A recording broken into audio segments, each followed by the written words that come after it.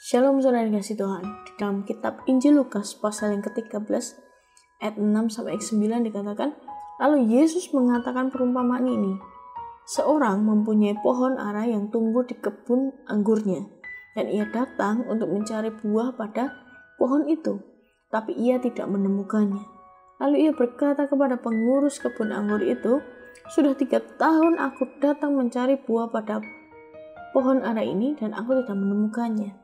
Tebanglah ini, untuk apa ia hidup di tanah ini dengan percuma?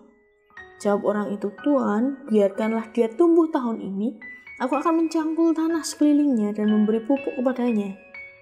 Mungkin tahun depan ia berbuah, jika tidak tebanglah dia. Saudara yang kasih Tuhan, di ayat ini, pohon ara ini tumbuh di kebun anggur, saudara.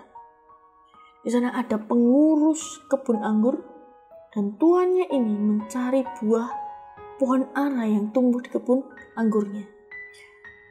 Kita tahu kebun anggur tempat yang baik untuk pohon itu tumbuh, di mana ada yang merawatnya juga, ada pengurusnya, ada yang menjaganya juga, dibandingkan dengan pohon-pohon ara yang lainnya, saudara.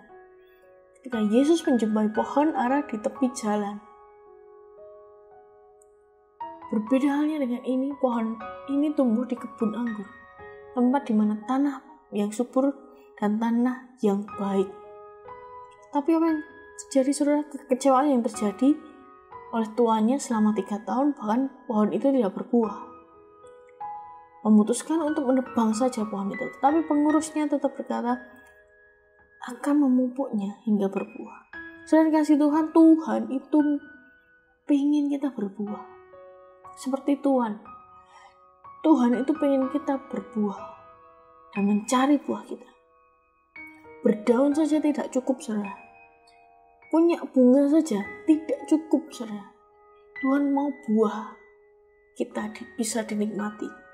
Bahkan kalau kita berbuah tapi buah itu asam, Tuhan juga tidak suka. Saudara kasih Tuhan, kita harus tahu ketika kita tumbuh di tempat yang baik, seperti kita bertumbuh di suatu tempat gereja maupun komunitas, jangan sampai kita terjebak dengan zona nyaman, hanya menikmati Injil, hanya menikmati firman, tapi tidak menjadi pelaku firman.